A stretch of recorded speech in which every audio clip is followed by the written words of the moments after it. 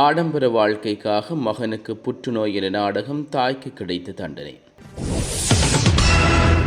மகளுக்கு சித்திரவதை கொடுத்து 24 வயது தந்தை கைது. வானிலையில் இடம்பெறவுள்ள திடீர் மாற்றம், மக்களே அவதானம். பயங்கர கத்திக்குத்து தாக்குதலால் ஏற்பட்டுள்ள அச்சுறுத்தல். செம்மணையில் தொடரும் அகழ்வு பணிகள், வெளியிடப்பட்ட ஒரு மனித எண்புக்கூடு. அர்ச்சனா எம்பிக்கு புதிதாக தீட்டப்பட்ட ஆப்பு, தொடரும் வழக்குகள்.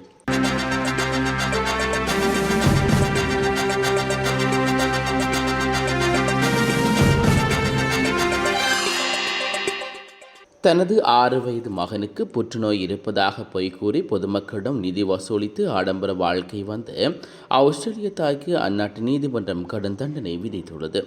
தெற்கு ஆஸ்திரேலியாவைச் சேர்ந்த 45 வயதுடைய இப்பெண் தனது மகனுக்கு புற்றுநோய் இருப்பதாக சமூக வலைத்தளங்களில் உருக்கமான பதிவுகளை இட்டுள்ளார்.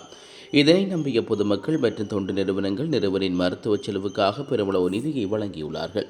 பொதுமக்களின் நம்பிக்கையை பெறுவதற்காக அந்த தாய் செய்த செயல்கள் நீதிமன்றத்தில் ஆதாரங்களுடன் சமர்ப்பிக்கப்பட்டன. சிறுவன் புற்றுநோயாளி என்று நம்புவதற்காக அவனது தலைமுடி மற்றும் புருவங்களை சிதைத்துள்ளார். உடலில் பல்வேறு பகுதிகளில் கட்டுக்களை போட்டு அவனை எப்போதும் சக்கர நாற்காலியில் அமர வைத்து நாடகமாடியுள்ளார். வசூலித்த பணத்தை மகனின் மருத்துவத்துக்கு பயன்படுத்தாமல் தனது ஆடம்பர தேவைகளுக்காகவும் உல்லாச பயணங்களுக்காகவும் செலவிட்டுள்ளார். சிறுவரின் நடவடிக்கைகளில் சந்தேகமடைந்த உறவினர்கள் வழங்கிய முறைப்பாட்டின் அடிப்படையில் காவல்துறையினர் விசாரணைகளை ஆரம்பித்தார்கள். மருத்துவ பரிசோதனையில் சிறுவன் முழு ஆரோக்கியத்துடன் இருப்பதும் அவனுக்கு புற்றுநோய் இல்லை என்பதும் உறுதி செய்யப்பட்டது.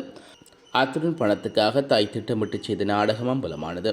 இந்த வழக்கை விசாரித்த மாவட்ட நீதிமன்ற நீதிபதி, ஒரு தாய் தனது சொந்த பிள்ளைக்கு இழைத்த கொடுமையை மன்னிக்க முடியாது என்று சாடியுள்ளார். பணத்திற்காக பிள்ளையின் ஆரோக்கியத்தையும் அடையாளத்தையும் சிதைத்த குற்றத்திற்காக அந்த பெண்ணுக்கு 4 ஆண்டுகள் மற்றும் 3 மாதம் சிறை தண்டனை விதித்து தீர்ப்பளிக்கப்பட்டுள்ளது.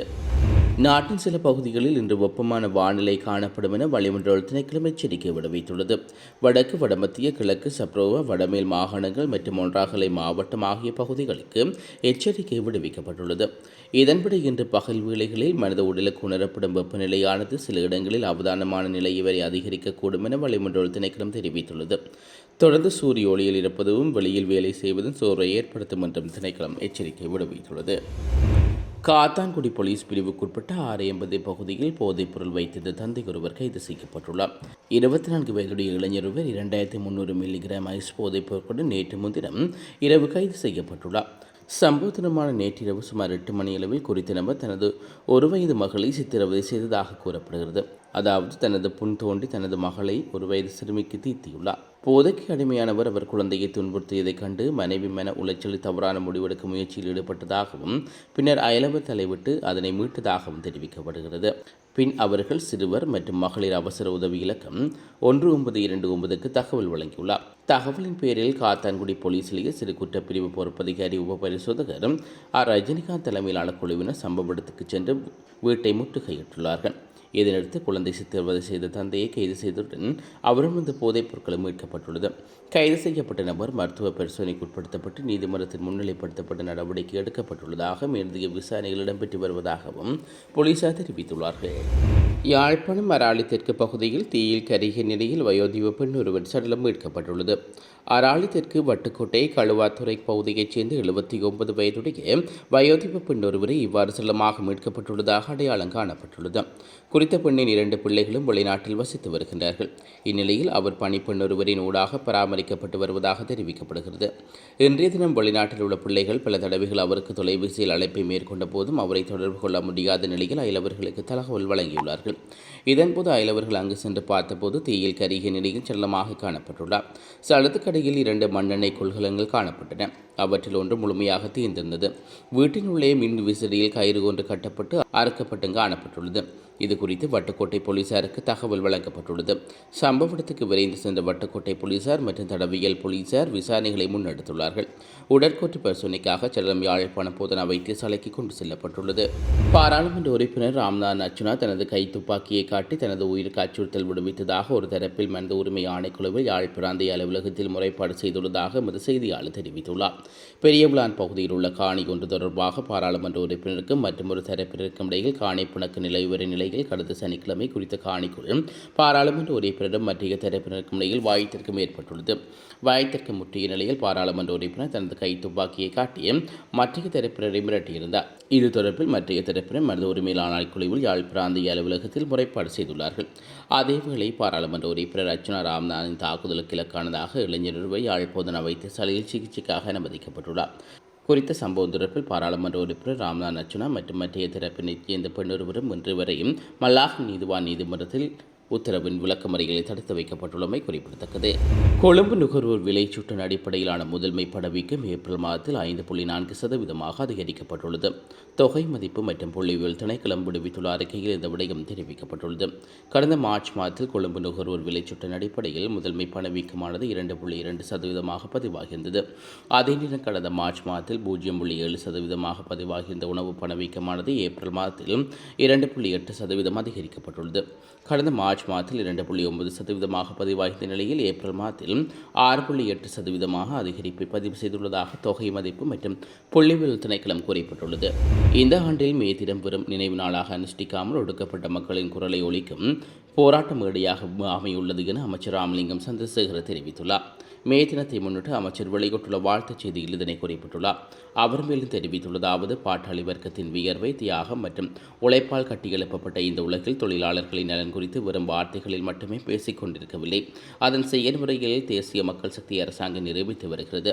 தொழிலாளர் நலனை உறுதிப்படுத்தும் பல்வேறு சட்டங்கள் நடைமுறைக்கு கொண்டு வரப்பட்டுள்ளன. அவை வெறும் அரசியல் வாக்குறுதிகளாக அல்லாமல் வாழ்வில் மாற்றத்தை ஏற்படுத்தும் வகையில் நடைமுறைப்படுத்தப்பட்டுள்ளது.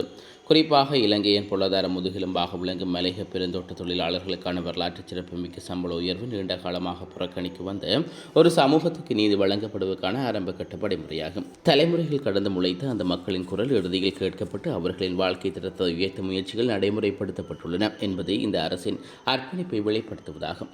அதேபோல் நாட்டின் அந்நிய செலாவணியின் முதுகெலும்பாக விளங்கும் புலம்பெயர் தொழிலாளர்களின் பாதுகாப்பு மற்றும் நலன்களில் கூடுதல் கவனம் செலுத்தப்பட்டுள்ளது. அவர்களின் குடும்பங்களின் எதிர்காலத்தை உறுதிப்படுத்தும் நடவடிக்கைகள் முன்னெடுக்கப்பட்டு வருகின்றன.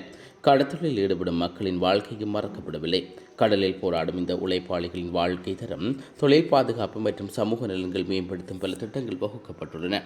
ஆண்டு தொழிலாளர்களின் குரலை அடக்க தோட்டாக்களை பயன்படுத்தியவர்கள் இன்று தாம் மீட்பவர்களாக காண்பிக்க முயற்சிக்கின்றார்கள். இதனை போலி வேடங்களுக்கு மக்கள் இடமளிக்க கூடாது என்று கூறப்பட்டுள்ளார்.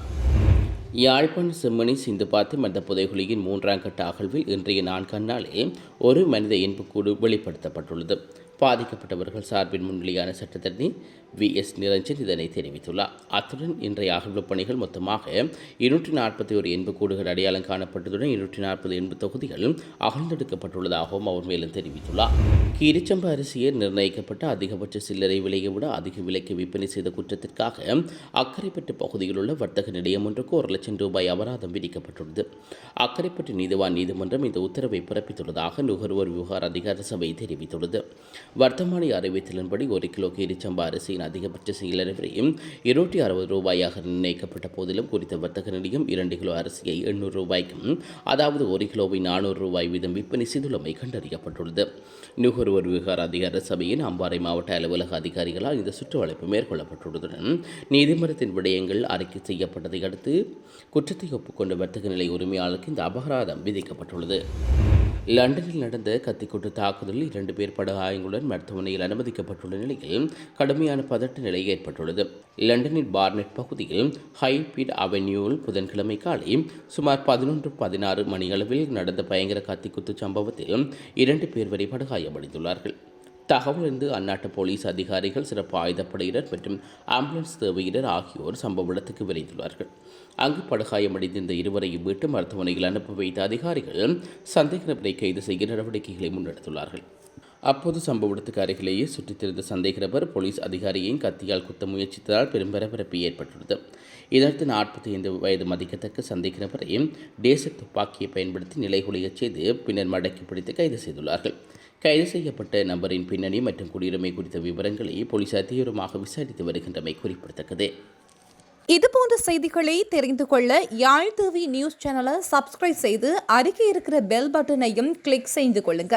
மேலும் இதுபோன்ற செய்திகளை உடனுக்குடன் தெரிந்து கொள்ள யாழ்தேவி.com எனும் இணையதளத்தின் வாயிலாக எங்களோடு இணைத்துக் கொள்ளுங்கள்.